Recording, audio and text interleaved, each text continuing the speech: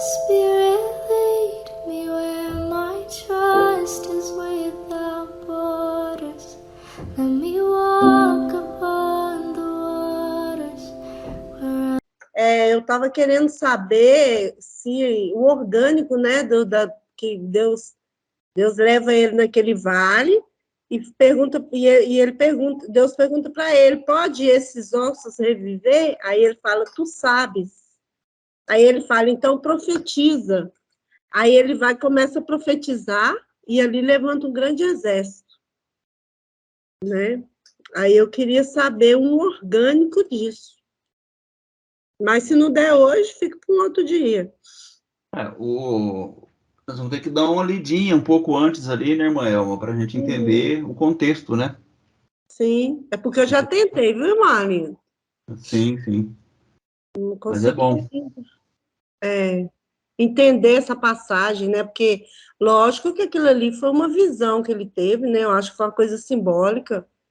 Sim. Né? Tem gente que já imagina, né? Porque lá na palavra fala que juntou a carne, né? Os nervos, a pele, não é isso? Aí ele deu aquele sopro, né? E aí ele levantou um grande exército ali naquela cidade, naquele lugar. Então, assim, quando eu estava no sistema religioso, eu achava isso aí tremendo. E eu pregava, o fogo descia na igreja, era sapateia, relapédia, pegar fogo na igreja, Entendi. né? Só que o orgânico, né, é diferente. Porque, assim, quando a gente leva uma mensagem motivacional, né, vamos dizer assim, essa mensagem dá para tirar um motivacional para ela, né? Então a gente fala, né, do exército que Deus levanta ali em prol do seu povo. E eu sempre peguei há poder naquilo que você profetiza, né? Porque quando ele chega e fala assim, pode esses ossos reviver, né? Que Deus fala para ele, aí ele fala assim, Senhor, tu sabes, Ezequiel, né? Ezequiel. Senhor, tu sabes, ou seja, eu sou pode todas as coisas, né? Sou Deus do impossível. Então, quando começa, então aí ele começa a profetizar sobre aquele vale de ossos secos, e ali começa um barulho de ossos com ossos, e os nervos se juntando, e a carne, e o sopro de Deus, e aí ele profetiza o sopro de vida, né, sobre aqueles ossos Sim, secos, sim, sim, e sim. eles revivem, e se levanta um grande exército. Então, assim, é uma palavra motivacional mesmo, uma palavra onde as pessoas se levantam ali, se fortalecem, né? Às vezes chega na igreja desanimada, aí se você pregar uma mensagem assim, né, bem devagarzinho, assim, às vezes as pessoas ficavam desanimadas, mas quando você pregava essa mensagem assim, o povo, aí é glória a Deus, É um reteté danado, né? assim, é emocional, né? Mas naquele momento eles estão pondo para fora, né? Como se estivesse dançando, como se estivesse desestressando ali do. Eu não sei, assim, eu acho que não cabe a nós, né?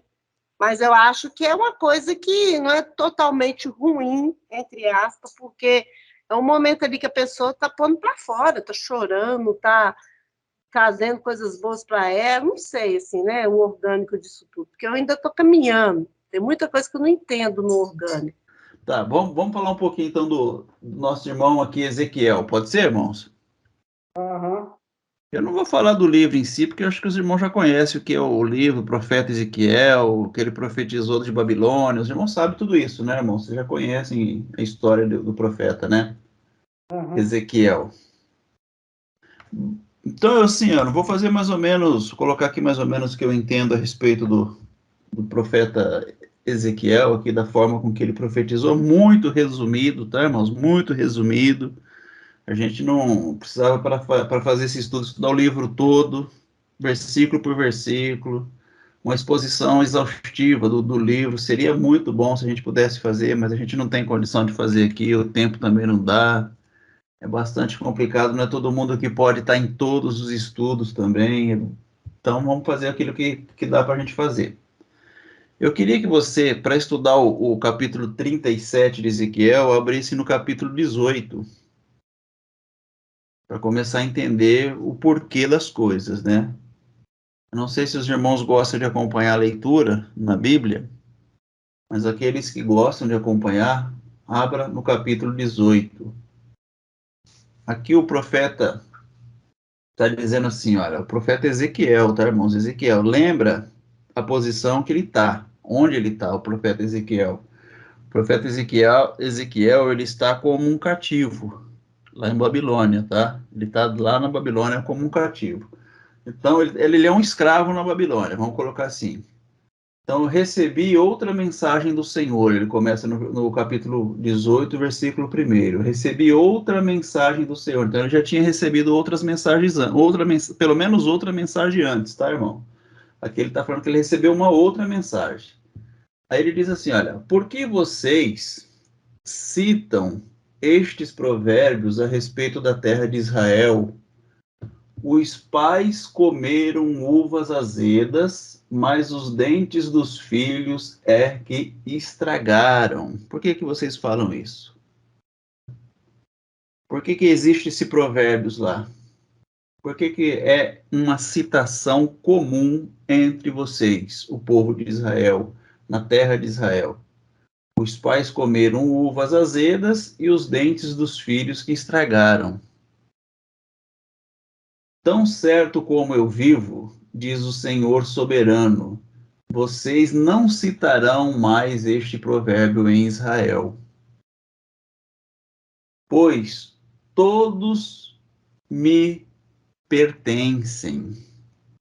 Todos me pertencem, tanto pais como filhos. Aquele que pecar é que morrerá. Então, o que Deus está falando aqui, irmãos?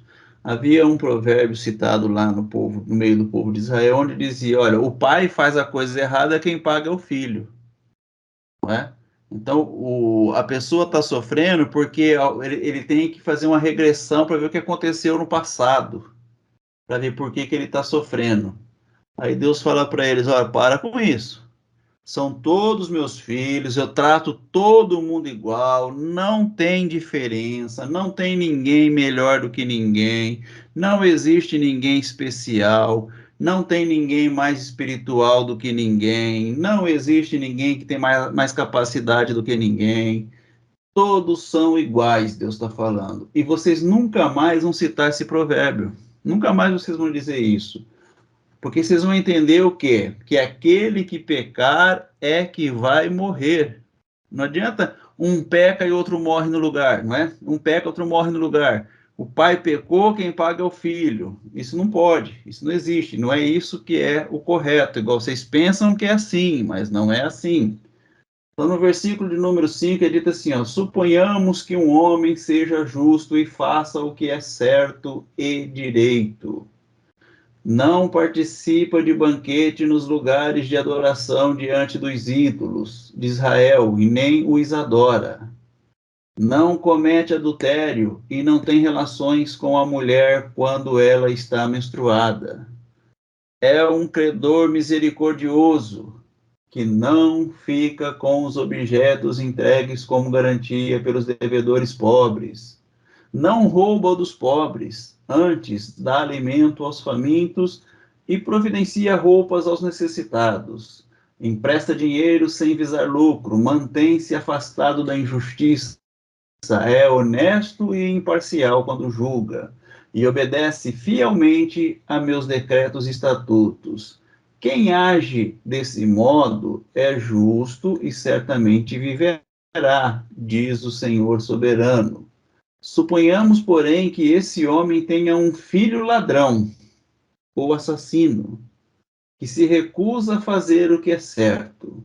Suponhamos que esse filho faça todas as maldades que seu pai jamais faria. Participa de banquetes oferecidos a ídolos nos lugares de adoração, cometa adultério, oprima os pobres e os desamparados, roube de seus devedores e não lhes devolver sua garantia, adore ídolos, pratique pecados detestáveis e empreste dinheiro visando lucros. Acaso esse pecador deve viver? Não. Ele será responsabilizado e morrerá. Suponhamos, porém, que esse filho pecador tenha, por sua vez, um filho que vê a perversidade do pai e decide não viver desse modo. Esse filho não participa de banquetes nos lugares de adoração, não adora ídolos e não comete adultério. Não explora os pobres, antes trata os devedores com imparcialidade e não rouba deles. Dá alimentos aos famintos e providencia roupas aos necessitados.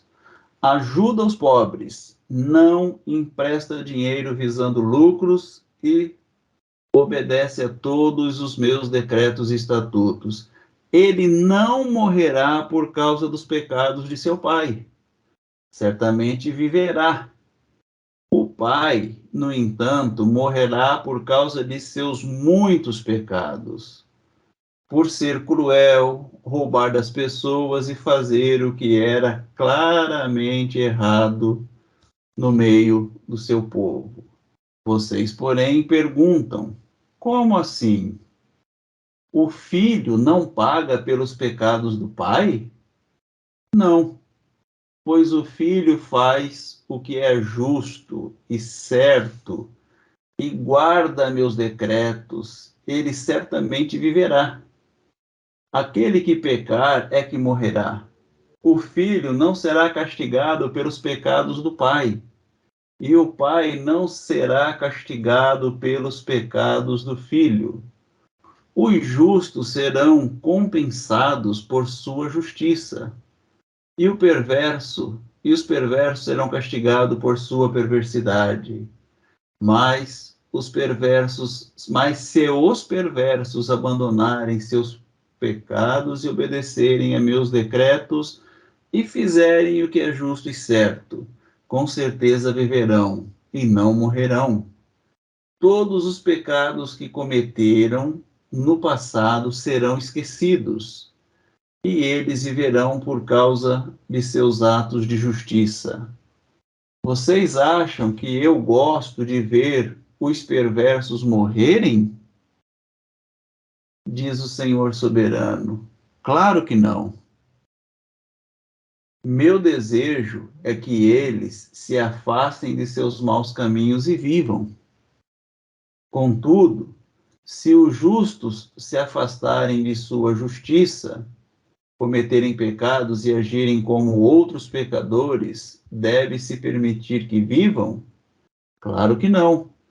Todos os seus atos de justiça serão esquecidos e eles morrerão por causa dos seus pecados.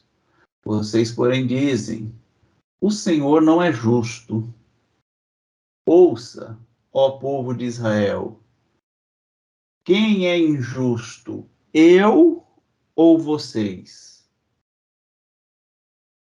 Se os justos se afastarem de sua justiça e cometerem pecados, morrerão por causa disso. Sim, eles morrerão por causa de seus pecados. E se os perversos se afastarem de sua perversidade e fizerem o que é justo e certo, preservarão a vida. Eles viverão, pois pensaram melhor e decidiram se afastar de seus pecados. E, no entanto, o povo de Israel continua a dizer: o Senhor não é justo. Ó povo de Israel, vocês é que são injustos, e não eu. Portanto, julgarei cada um de vocês, ó povo de Israel, conforme suas ações, diz o Senhor soberano. Arrependam-se e afastem-se de seus pecados, e não permitam que eles os derrubem. Deixem toda a sua rebeldia para trás e busquem um coração novo e um espírito novo. Por que morrer, ó povo de Israel? Não é meu desejo que morram, diz o Senhor soberano. Arrependam-se arrependam-se e vivam. Então, esse aqui é o capítulo 18, tá, irmãos? Os irmãos entenderam bem o contexto aqui do capítulo 18, irmãos? Vocês conseguiram ouvir a leitura? Está bem entendido? Qual que é o contexto aqui? O que está acontecendo? O povo de Israel dizendo Deus é injusto por não entender Deus. Pois é. E Deus dizendo, eu sou justo e eu quero que todos vivam. Meu desejo é que todos vivam. Eu não quero que ninguém morra, eu quero que todos vivam. Então, no versículo 30, ele fala assim, julgarei cada um de vocês, ó povo de Israel, conforme suas ações. Arrependam-se e afastem-se de seus pecados, e não permitam que eles os derrubem. Deixem toda a sua rebeldia para trás e busquem um coração novo e um espírito novo. Por que morrer, ó povo de Israel?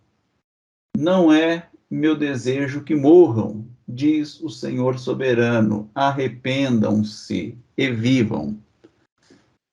Tem como os irmãos falar o que entenderam nesse capítulo 18 aqui, irmãos? Tem alguma dúvida? Não, o que eu entendi ali é que Deus é amor, Deus jamais criou os filhos dele para que morresse assim a troco do nada, né? Porque aqui ele fala que ele não tem prazer na morte dos filhos dele aqui, porque os outros estão fazendo julgamento que Deus é errado, que Deus favorece um e não favorece o outro. Mas o amor de Deus engloba a vida, não a morte.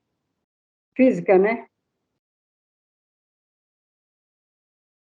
Amém. Mas alguém gostaria de falar o que entendeu? Ou se ficou alguma dúvida? Porque nós vamos passar o assunto. Eu entendi que o arrepender, no caso aí, é a pessoa entender que o problema não está fora dela, está nela. Sim. Isso que eu entendi. Amém. Então, vocês conseguem, irmãos, entender que quando a gente lê o Antigo Testamento, nós temos ali uma ideia de um povo que está muito aquém daquilo que Deus ensina? Não sei se vocês conseguem entender isso. Não sei se isso vai soar para você como heresia também. Porque no começo, quando eu estava estudando, eu achava que eu estava ficando louco quando eu pensava assim, tá, irmãos? Eu acho, não, isso aqui é a palavra de Deus, isso aqui é a vontade de Deus. Não, isso aqui, os homens viveram um período na história, um período negro na história, um período de sombras na história. Isso está bem claro, para mim está bem claro, eu creio que esteja também para os irmãos bem claro. Tanto é que os homens atribuíam o quê? Esse mal a quem, irmãos? A Deus. É como nós dizemos aqui algumas vezes, né? Quando nós estávamos na religião, se acontecia alguma coisa boa, nós atribuíamos a Deus. Se acontecia alguma coisa que nós falássemos, isso aqui não é bom, então foi o capeta. Nunca era nós. Nunca o problema era a gente que causava. A gente sempre era vítima do problema que um causava. Ou Deus ajudava ou o diabo atrapalhava. Essa era a forma que nós entendíamos quando estávamos na religião. Esse povo aqui, irmãos, o povo hebreu, eles também tinham muitas coisas que eles faziam, falavam, pregavam, ensinavam, que não era o que Deus estava falando. Embora eles tinham ali alguma base muito solidificada, porque eles pegavam coisas da lei, pegavam coisas dos profetas, e eles criavam bases muito sólidas para eles, em cima de algo que Deus havia falado, porém, não era o que Deus havia dito. Agora confundiu, irmão Orlindo. Como é assim, que Deus falou, mas Deus não disse? Irmãos, todas as coisas que Deus falou, preste atenção no que eu vou dizer para vocês.